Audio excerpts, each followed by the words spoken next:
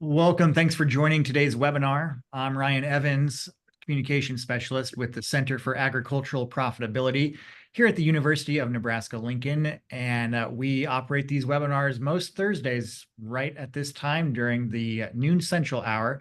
And definitely encourage you to check out more of our upcoming webinars that are posted for registration, as well as an archive of every webinar we've done for the past 4 or 5 years now at our website for the Center for Ag Profitability. That's cap.unl.edu.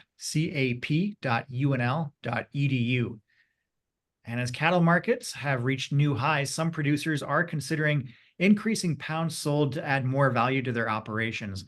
But while these higher prices bring more marketing and production opportunities, they also raise the level of risk exposure. So today's webinar will discuss price protection opportunities for cow-calf, stocker, and yearling producers using the Livestock Risk Protection insurance tool that's available from USDA. If you have any questions as we go, please use the Q&A panel in your Zoom window to type those in, and our panelists will work to address them. And to make that presentation, we're glad to be joined by Dr. Jay Parsons, Professor and Farm and Ranch Management Specialist in the Department of Agricultural Economics here at Nebraska. He also serves as the Director of the Center for Agricultural Profitability. And we're also joined by Berger, a livestock systems educator with Nebraska Extension, whose work includes a lot of a focus on cow-calf economics and ranch business management. So we'll turn it over to them now. I believe, Jay, you'll take it away. Yeah, thanks, Ryan, for the introduction and everything. And thanks, Aaron, for joining me today. So, yeah, we picked a good day for this, I guess, Aaron. We got a little excitement in the markets. We're going to be talking primarily focusing on LRP, but really just the general notion of protecting price and given the volatility that we see in the markets in general, and then always that we see when we have what are relatively high market prices. We always worry about the bottom falling out of that eventually. And historically, there's been times where risk protection on the market side has really paid big dividends for producers. So LRP is one of those tools that you could use. So we're happy to discuss that today with folks, along with just the markets in general and some of the principles behind using it. So I'll provide a little bit of a quick overview of LRP for those that aren't as familiar with it, and then we'll launch into some more details on the numbers and philosophical discussions here in a moment. But LRP insurance for cattle is what we're focused on today. There is a swine version of it. Of course, it's out there. There used to be a lamb version of it. But we'll focus on the cattle version, and we'll primarily focus on feeder cattle today. But this is an insurance product that's out there. It's offered by USDA Risk Management Agency through regular crop insurance. I shouldn't say regular, livestock insurance folks. Not all crop insurance folks can sell it, but more and more do sell both crop insurance and LRP insurance. But it's a fair question to ask them and make sure that they do sell it. But it is based off of a national price. So it is a national price protection tool. It operates like a put option, and specifically like a European put option. And what we mean by that is if you were to go on the board of trade and buy a put option, you could sell that put option at different points in time. You don't have to wait till it comes to the end.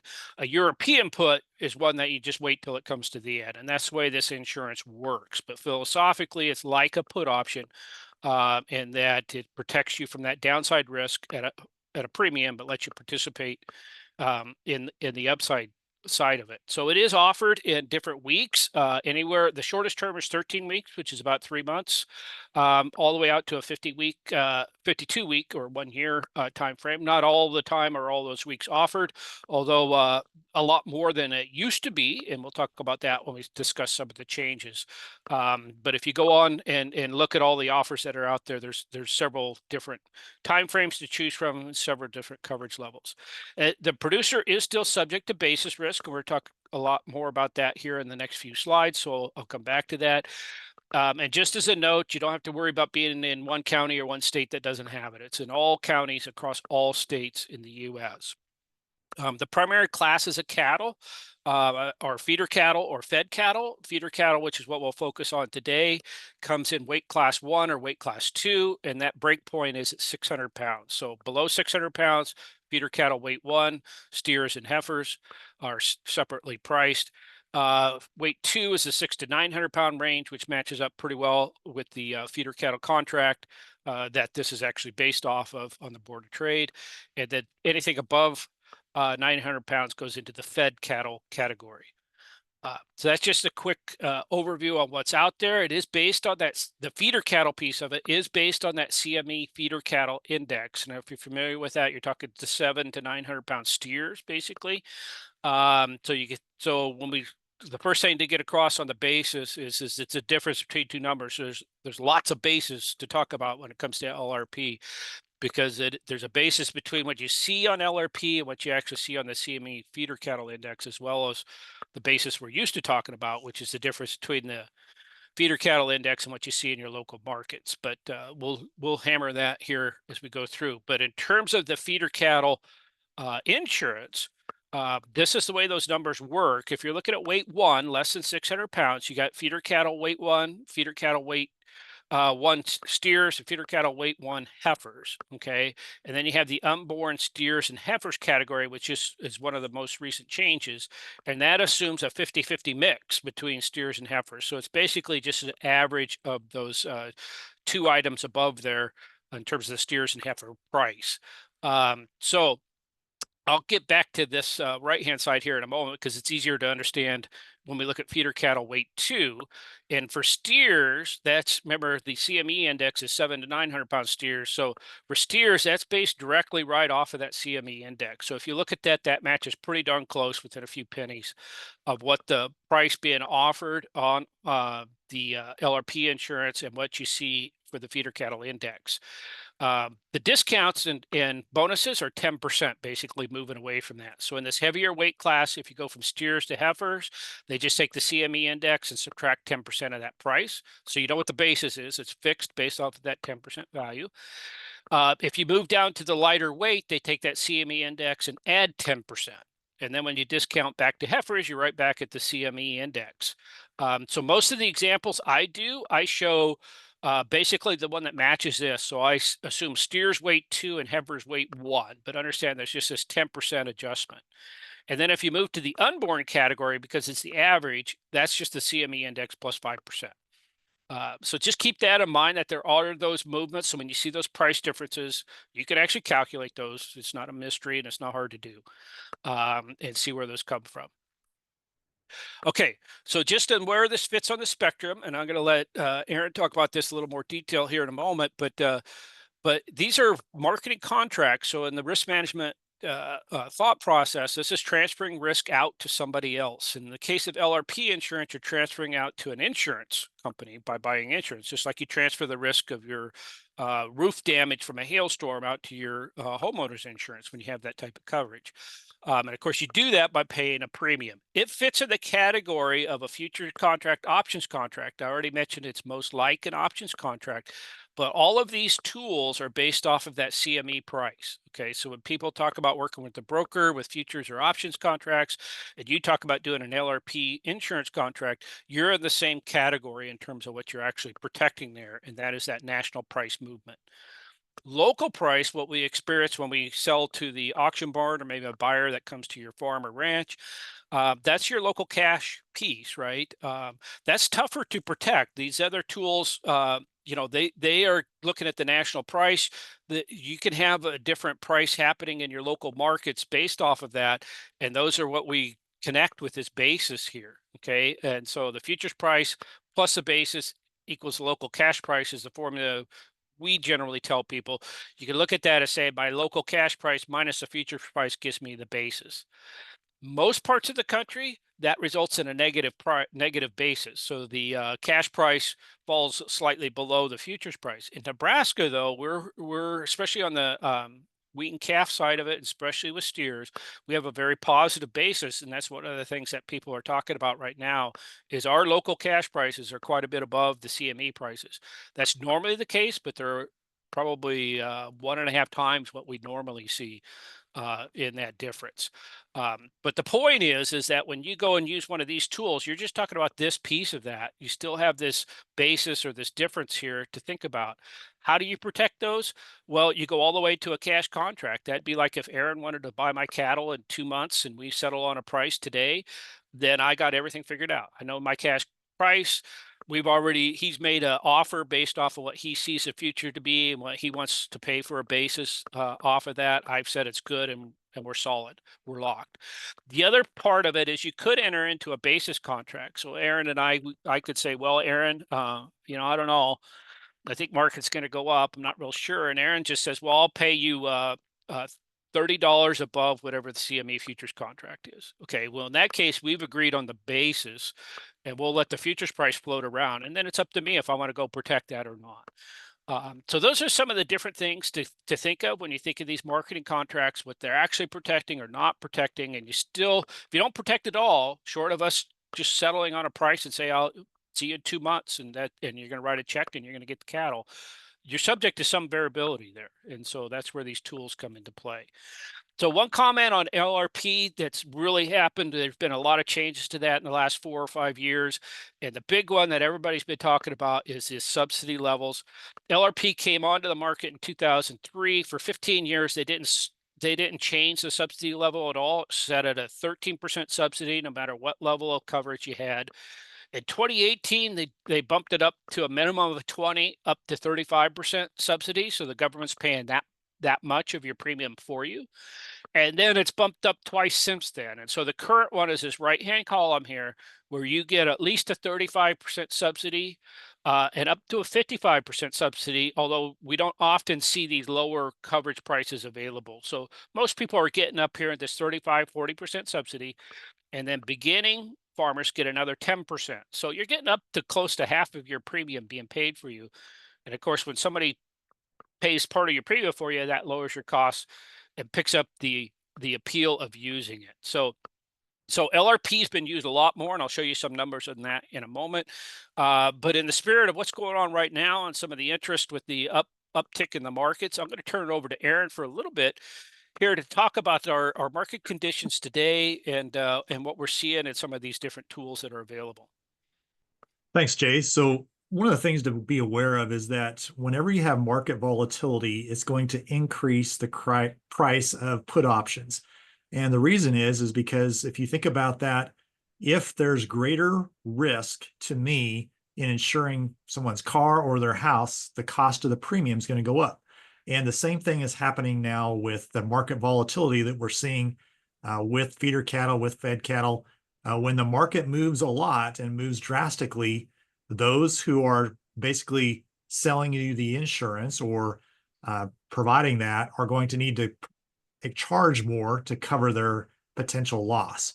And so that's really what we're seeing happen here with the market volatility. So just out of curiosity, on Monday, I said, what if I had calves right now?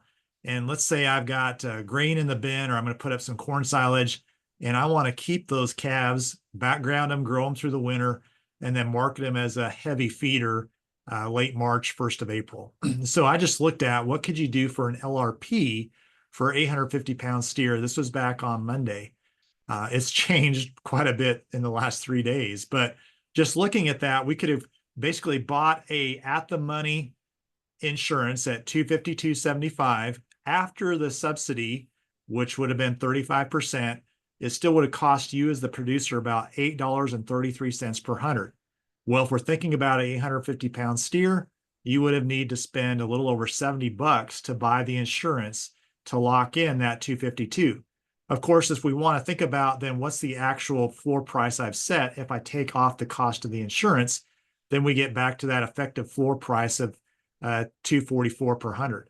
So I just show you this because the cost of the insurance, even with the subsidy, has really significantly increased from where we were 18 months ago when we did not have this kind of level of market volatility. And so I think that impacts a little bit how we might think about using a tool like this. Not that we don't use it, but we need to recognize the cost of the insurance has gone up significantly.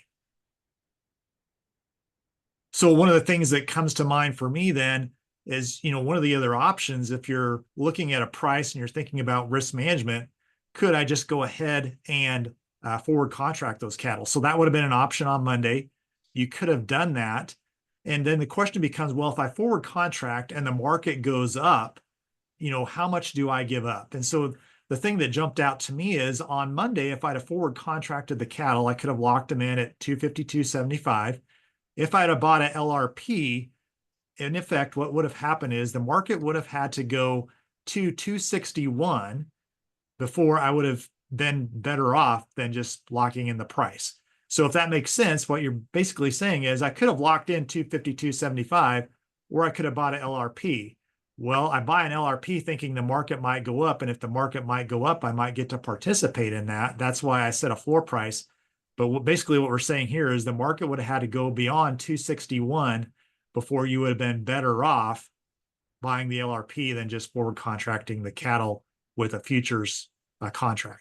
So I think that just gives some perspective as we think about the current conditions we're in, and you're thinking about what should I maybe look at in terms of doing some price protection, comparing those two different potential market activities, either buying a contract or selling a contract, I should say, or buying an LRP. So I think also you need to recognize what other tools are available. I just mentioned selling a futures contract. There are options. I should say there is the opportunity to use options, something like a call or a put, where you could actually sell an out of the money call, where you sell that and that has a premium attached to it. And then you actually collect that premium, which is the same thing that you're doing if you're an insurer. And then you have the put option where you buy the put and you're protecting the downside. So basically you've set an upside limit and a downside limit. And by selling the call and buying the put, you offset some of the cost. And basically you've put a price in between those two, the top being the call and the purchase being the put. Of course, if the market goes up very hard, drastically, and goes by the call that you sold, then you're going to be subject to what are called margin calls because you're having to make up the difference. But that just is a situation where you can offset some of the cost of putting a floor price on, but you've also then limited the upside. And as Jay already mentioned, of course, there's the option to sell in the cash right now, to forward contract with a cash buyer, write a contract. And that's a viable thing to do from a market risk standpoint as well. So one of the things I think is really important, and Jay's going to show us some data, but when you look at any tool, LRP included, you need to be an informed consumer. Understand how it works, what's going on with that. Understand that you're insuring at a national price, you're not insuring your local price, and that's where basis risk comes in. Understand what are the different things that you could do to protect a price that you're wanting to lock in. And then, as I already mentioned, make sure you understand that the futures price does not take into account basis risk. And we've seen some real large basis differences right now with this feeder cattle market. In Nebraska, it's all been to the positive. But if you're looking at, well, what are the local cash prices right now for the weight of cattle that I'm looking to market? And then you look at that against the CME feeder cattle index. Sometimes there can be $40, $50, $60 difference from what the CME is to your local price. And that's that basis risk. And as was already mentioned, basis levels right now are historically high in Nebraska. Good stuff, Aaron. And yeah, we typically see wean steers, $25 above CME, 30 in some cases. But yeah, it's really gone off the charts. And with that, as you mentioned, comes the volatility, right? The risk reward factor always comes into play there. We'd like to get the reward without the risk if we could, but unfortunately, that's not the way life works. So I mentioned the increase in the premium subsidies for LRP. And what that has done is essentially LRP is based off of what those put options and the volatility that's implied in those premiums on the market. So that price you see in the LRP is reflected in those put option costs on the CME market exchange. But with the subsidy comes into play there. And before we had the bump up in subsidy, LRP was slightly more expensive than what you could go if you wanted to enter into that relationship with a broker and go do that type of stuff yourself, you could. But now with the increase in subsidy, we actually see LRP be quite competitive and a little bit less expensive in most cases than actually doing a put option. So that's been one of the primary drivers with the increased interest in using LRP. But they also made some other other changes, and some of these are not trivial. One of them, they just increased the head limit. These used to be quite small way back when. LRP used to be limited to 1,000 head per contract and 2,000 head annually, but that's gone up several times and is now significantly above that. The livestock ownership requirement is now at 60 days until the end of the contract. So for example, if I had LRP contract that ended in mid-October, in a couple of weeks, I could actually sell my cattle to Aaron and still keep that LRP contract intact, right? Because as long as I'm within that 60-day window, I still have the LRP coverage, even if I've sold the animals. If I sell them before the 60 days, the penalty is the LRP coverage is no longer in effect. Okay, and there are ways to actually transfer the LRP contract with the cattle. If you're interested in doing that, of course, you want to work through your insurance person to do that. The big one, though, that I hear a lot about is they move the premium due date to the end of the endorsement period. So it's like other crop insurance in that effect. But unlike a put option. So if you go do a put option on the Board of Trade, you got to pay that premium up front to put the put option in place. LRP used to be that way, and you have to buy it outside the market trading time frame. So between the time the markets close one day and before they open the next day, you need to put your LRP contract in place.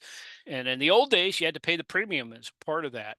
Now you just put the contract in place. The premium is due at the end of the contract, so it's essentially netted out, right? If markets work such that you don't get an indemnity, so they go up in your favor, then you just pay your premium.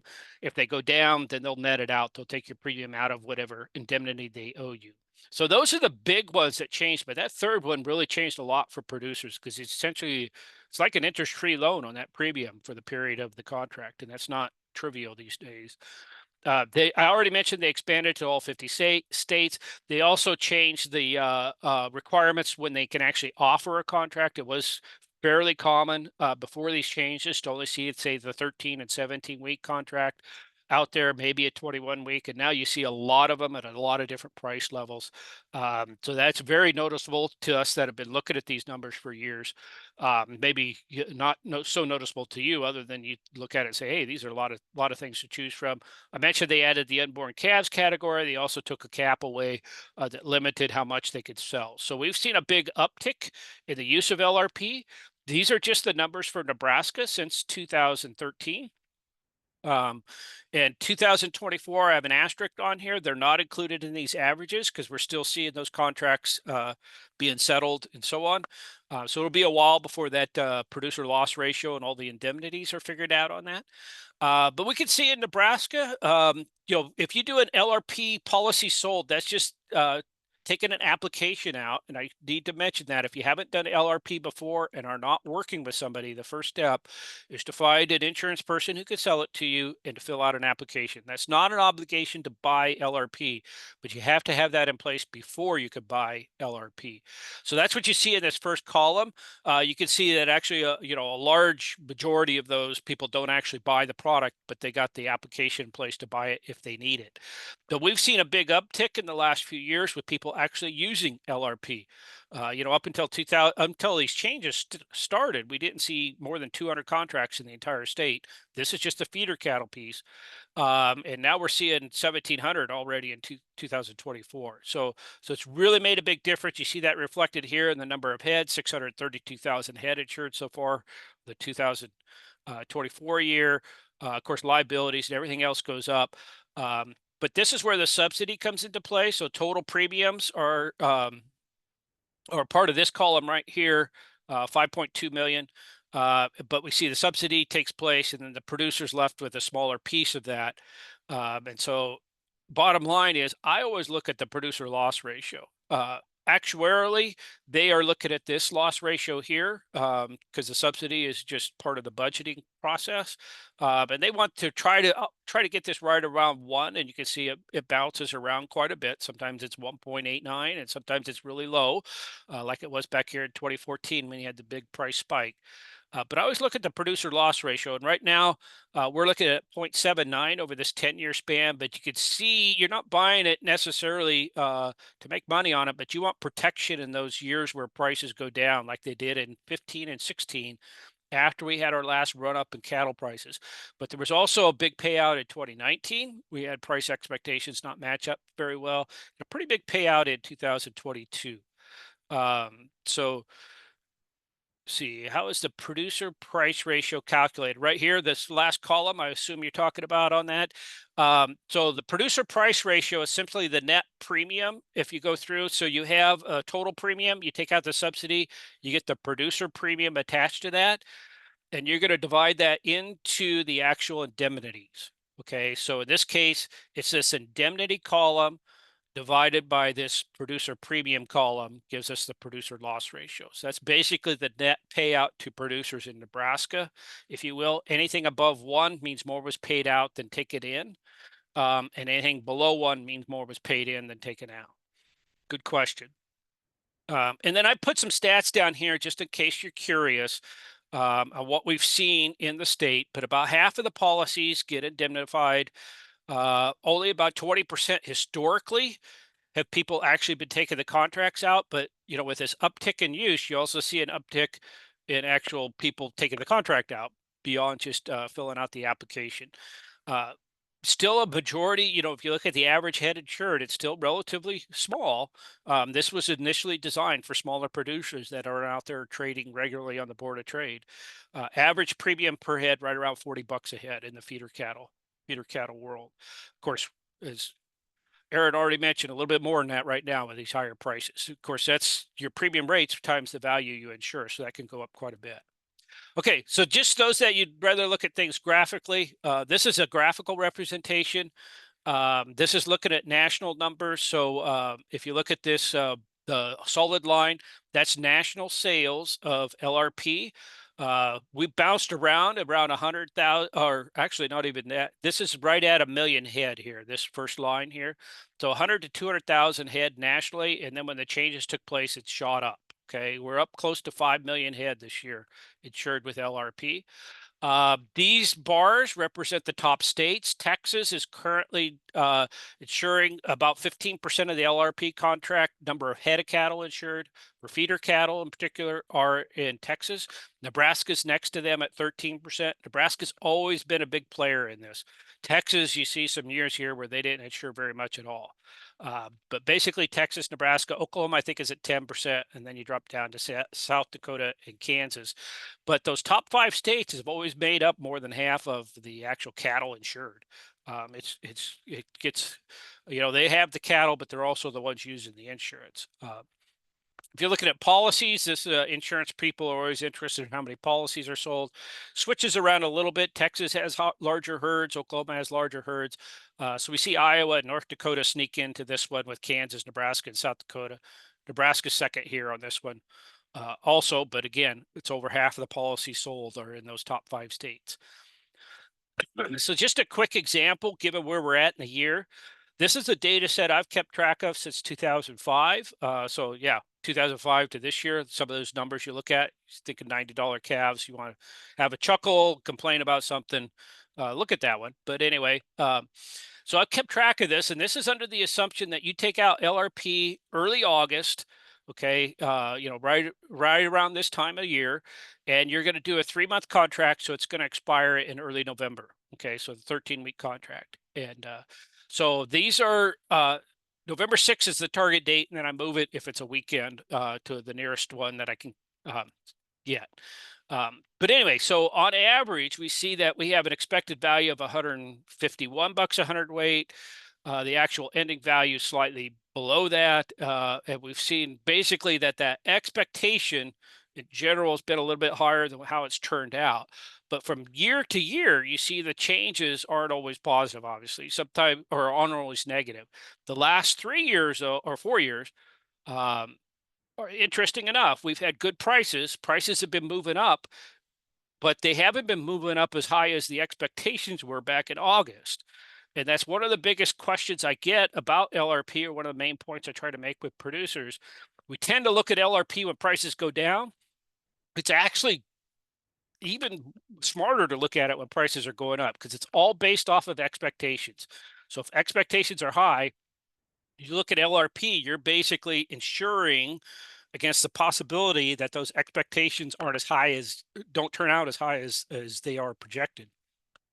In a down market, if you look at LRP, you're saying it's going to be worse than they project.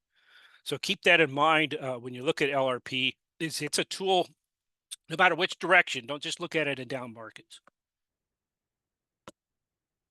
So on average, the indemnities come out to about 581. And overall, the indemnity ratio for producers, the loss ratio for them has been about 1.705 with this particular contract, right, over all of this time frame. And of course, in the last couple years, or last 4 years, it's paid off heftily, 2 to 1. Of course, the 3 years prior, it didn't pay off at all. Over the time frame, we got significant inflation, but we're just dealing with differences here. So that's a fair question, but it's not as pronounced as you might think, because we are just dealing with differences in prices here versus the full $90 compared to 250, for example.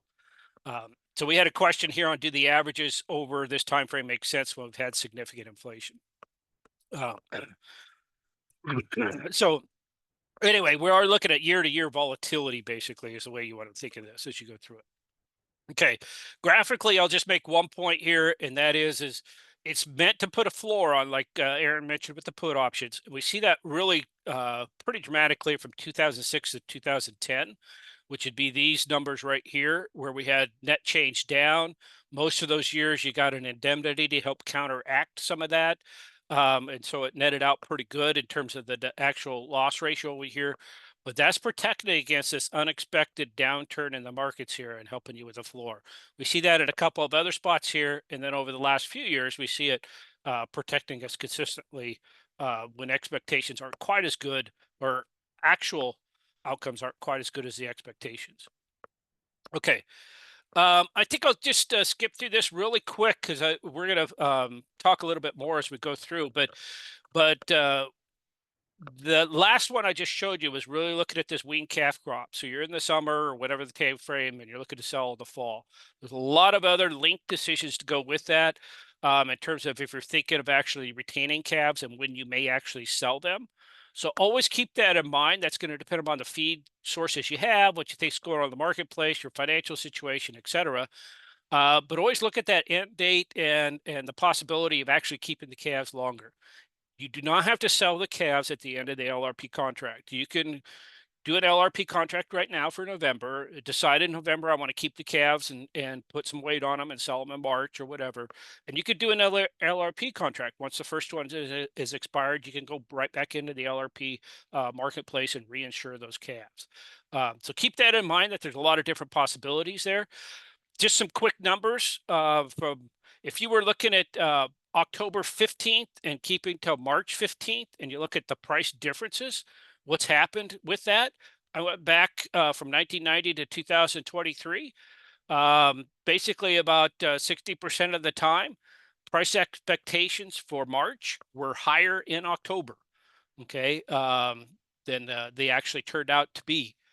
The largest price differences I saw in that whole time span was the fall of 2019 headed into 2020, March of 2020.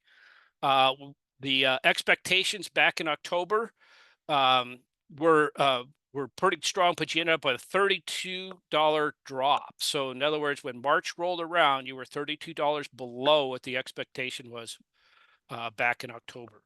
And that Jay was probably tied to COVID, right? Because we had a COVID break. And so that just is an example of a black swan event, something that happened outside of the industry that had a major impact on prices. Right. Good point. Thanks for chiming in there, because you don't know when those are going to happen, and you're glad you had the protection. And we've experienced that not just in markets, but other things that have happened. So great example there. Upside, it was, 2017 headed into 2018, ended up quite a bit higher. That would be a case where you didn't need the insurance. These are the last 3 years. Again, looking at mid-October to mid-March. This is how that has changed. You see, I guess the point here is you can't predict, right? You don't know what's going to happen. It could be up, could be down, whatever. I always tell people on average, we're pretty darn accurate though. But if you look at this, never been within 1% of of accuracy, right? So on average, we're within 1%, but never actually been there. But that's true in most examples you could cook up. Okay. This is a shorter time frame. If you're again looking at mid-October, but only going to mid-January, you'd expect this to be a little bit more accurate, and it has been more times where it's been pretty well spot on, almost exactly on in 2001 headed into 2002. But yeah, and on average about, pretty much close, but we've seen it up and down, and we've actually seen some pretty big swings here just in this short time frame here where the insurance would have really protected you. And then as we as we move to maybe some more specific examples, this would be a October purchase date of LRP going into the end of January. So a 3-month contract again. And this is how that would have worked out from 2015 all the way to 2023. The red one means prices worked okay and you were out the premium. So LRP was a net loss in these red ones. LRP was a net gain in the dark ones. And of course, this 2015 year was the one that really paid off because the indemnity was $21 and you paid $650 for it at that time with the subsidies that were available then. So yeah, so it protected you. Instead of it being down at 160, you netted out at 175. And the point is that you can have a whole bunch of losses, and those only takes a couple of big, whether it's a black swan or just a big dip in the markets for it to pay off. And this is when we're coming off those highs. Remember, 14 and 15, we ended up, we had a big high, and then we had a long slopey downside, I guess I'd say, for a couple of years. But the overall loss ratio is actually above 1 over that time frame. So this is a strategy to protect. All else being equal, if we could be perfect, we just insure on the years that we needed it, looking back, and not insure the other ones. But the point is you don't always know as you go through there.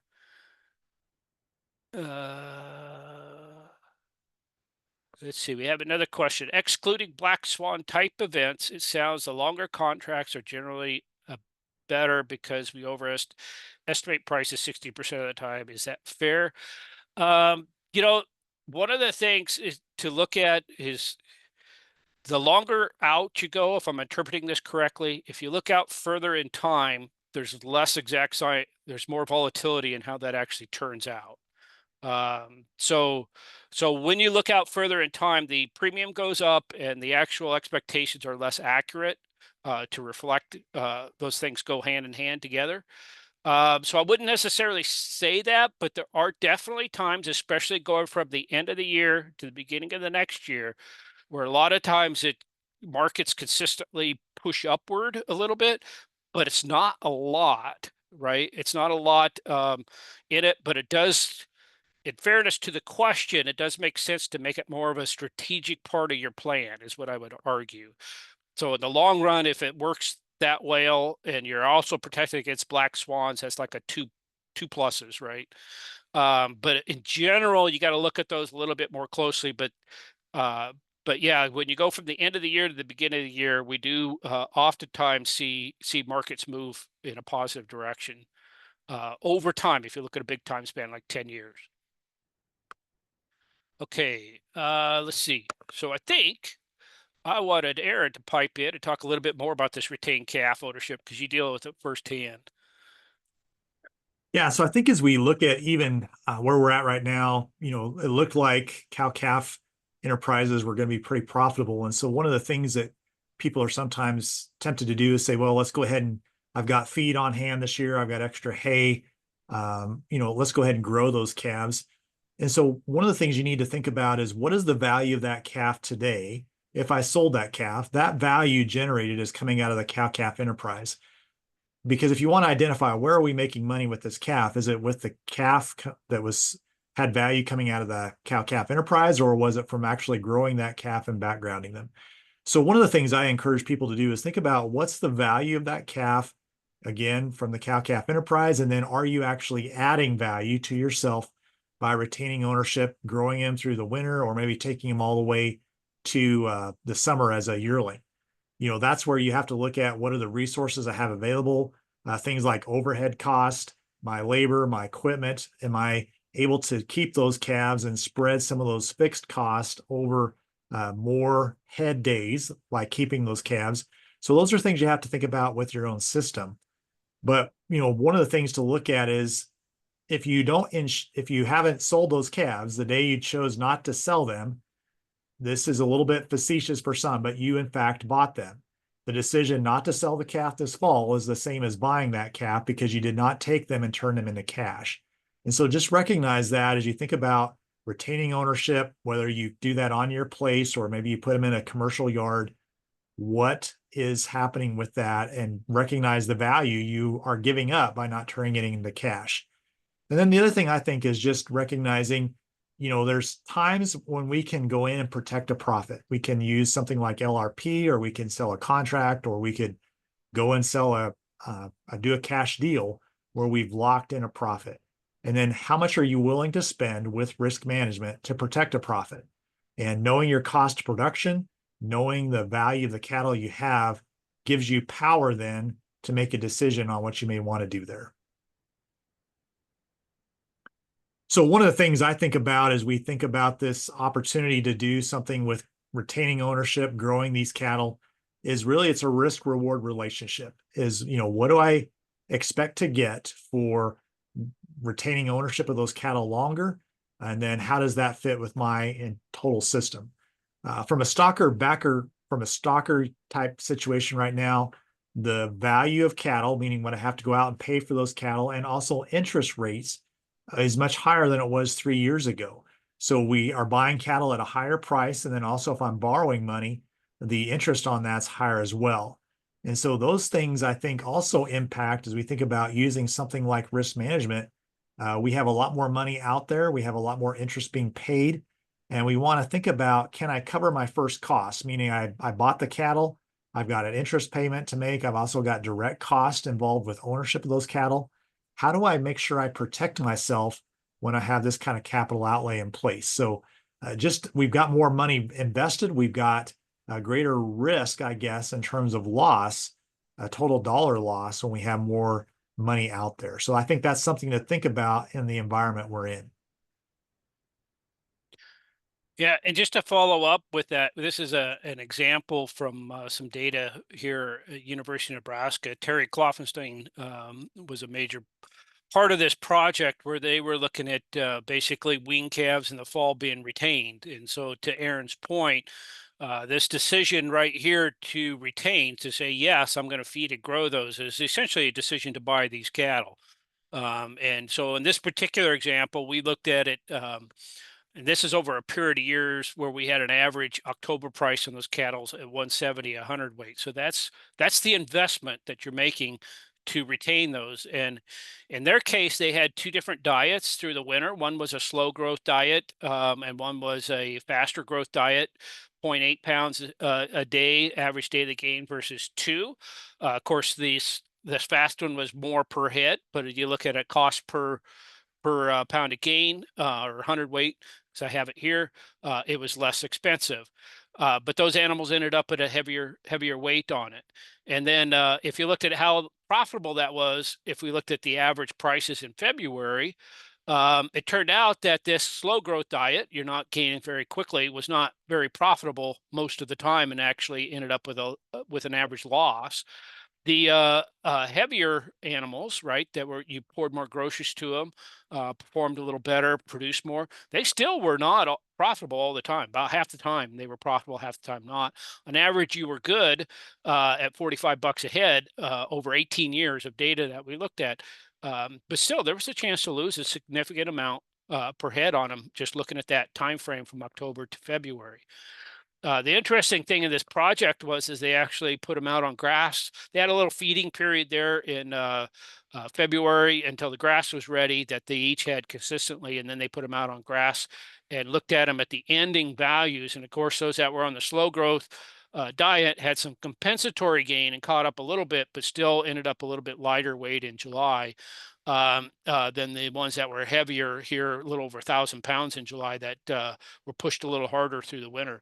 But if you look at the actual cost per hundredweight that they had for prices on average, this one here had a little bit about a $7 slide there, being 100 pounds, about 100 pounds heavier on average.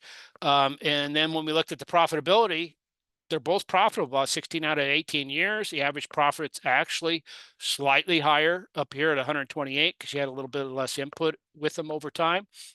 So it's just an interesting set of data to look at in terms of, how you feed them, what you plan to do with them during the winter, how you're going to feed them, what you expect them to gain, how long are you going to keep them. All of that is part of the whole system's perspective and what the prices are saying to you and whether you want to protect some of those prices in terms of the volatility that you see.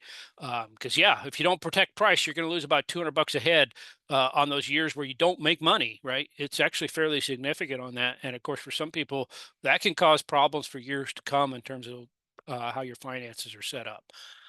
So that's just a nice little example to look at on that. And of course, cost of gain figures into that, value of gain and changes in prices and everything come into play there.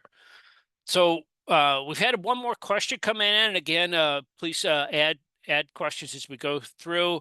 Question was asked on what is the average number of head covered in an LRP policy. On that screen where I had the Nebraska data, just for Nebraska, it was about 250-ish on average over that 2013 to 2024 time span. With the uptick in it that we've seen recently, it's bumped up, but not as much as you might think. It's like 350 or so on average in 2024 in terms of per contract earning a premium. So a producer takes out a contract and they put in a coverage on it on average about 350 head. Let's see. Next, have you done any analysis comparing put option premiums for CME cattle contracts versus LRP premiums for 50,000 pounds, similar option expiration to the end of the policy date? I have not myself. Elliot Dennis in our department has looked at some of those, and I believe he has some articles up on our CAP website to that effect. And again, you can, here's my email address on here. Shoot me an email if you'd like me to connect you to Elliot and follow up on that with you. The one thing I do know from it is that when they increased the subsidy, the LRP premiums became slightly less than what you'd be doing put options for, which is a large part of the uptick. And that also, we aren't talking about fed cattle today, but that's most apparent when you look at the fed cattle LRP. We have fairly large feedlots in Nebraska. Almost none of them used LRP up until this change in the subsidy. And now most feedlots in the state, I shouldn't say most, but a lot of feedlots in the state use LRP up to the limit, and then they go and do put options. And that hockey stick looking graph that I had for feeder cattle is the same for fed cattle in Nebraska, but except for the bottom of it doesn't even bump. I mean, it's like down at the floor until the subsidies changed, and then it spikes. So one thing I would mention on LRP is one of the things that Jay talked about is that if you're a smaller producer, that's where the advantage is versus a CME, put option, because you're not dealing in 50,000 pound increments. You can insure as few as one head. And so it really does offer producers who have less than load lots the opportunity to still utilize a price protection tool. And that's really what initially I think it was designed for, is to give greater opportunity to provide some price protection opportunities for people that did not have load lots of cattle. Yeah, and that's when we say average in that 350 or 250 range. Understand there's probably quite a few contracts in there for less than 100 head, and it really was initially targeted towards those smaller producers. Question asked, was Class 2 recently raised from 600 to 1,000 pounds? Are you aware of anything on that, Aaron? I have not been made aware of that. So I have not heard of that change in the upper side, but yeah.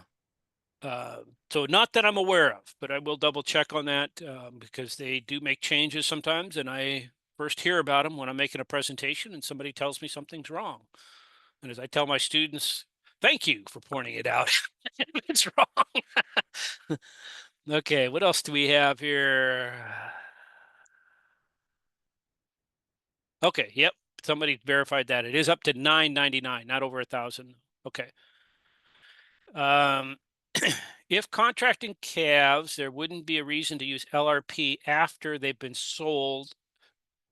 If you've actually sold after they've been sold, whether it's video auction with a future delivery date, or the example I gave where Aaron and I agreed on a price, you don't need to use LRP at that point. You've actually got your price determined, so you've got the protection in place. But keep in mind that if you do use LRP, you still market your calves. So even if I have an LRP contract, I'm perfectly okay. If Aaron offers me the price I want for my calves, I could just sell them to him, and there's no reason not to lock in that price if you like what it is, even if you have LRP. But LRP is a protection against the price drop. But if you've already protected, you're basically paying for insurance that you don't technically need. You're speculating at that point. And then Jay, I think we also maybe some clarification there, but you no longer own the cattle. If you made the contract, I mean, basically, if the money's down, those cattle have been sold, so you are not able to. You don't have ownership of those cattle anymore. Yeah. Let's see. It looked like the producer in the Kloffenstein research would have been better off in most circumstances to simply sell fall calves instead of retaining ownership. Is that right? That's correct. Moving to the February timeframe, just going through the winter in that particular example, especially with the slow growth diet. 2/3 of the time that was a loser net. So I mean, it's pretty much a no-brainer at that point. If you're going to take them through the winter slow and not put a lot of weight on them, you're looking for those compensatory gains and something after that period of time to recapture some of those profits. But if you took them to July, either scenario, 16 out of 18 times, you actually made money on it. And we did put interest costs in there, by the way. So we did take that money that those calves were worth in the fall and charge interest on that money throughout that time frame. So that was accounted for in there. Aaron? So one thing I just would add is when you're looking at that, you got to think about your whole system. And Jay talked about this well, but if you have a lot of those fixed assets in place, if you've got a tractor, the feed wagon, your labor, we're figuring cost of gain. But if those are not being used, they're not being as efficiently used as they could. Let's say you have a cow-calf enterprise and you've got that equipment already in place. So recognize that they're charging a full cost of gain, which includes yardage and those things, which should be done. But some of those are fixed costs. If you're not using those efficiently, backgrounding those calves still could be an advantage to you. So just recognize your numbers. I think it's important to know your own cost of gain, know what your own production numbers are. Be careful looking at analysis like that and just say, well, I shouldn't background my calves and grow them then, because sometimes there's more to the story that may fit your situation individually that you want to be aware of.